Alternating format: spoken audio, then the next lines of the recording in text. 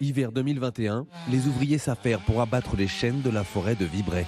Des arbres qui ont plus de 200 ans et qui répondaient aux exigences bien particulières du chantier de restauration de Notre-Dame. Les plus grands que nous ayons donnés faisaient à peu près 19 mètres, ce qui est assez important. Et au bout de 19 mètres, faisait quand même 80 cm de diamètre.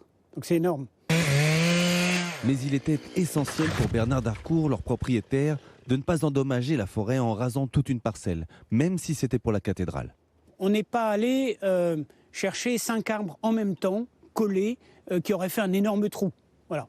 Donc on est allé chercher, on a été faire une petite cueillette dans des parcelles très éloignées. Et donc ça n'a eu aucun impact pour la nature et la forêt. La forêt de Vibray, c'est une affaire de famille depuis 5 siècles.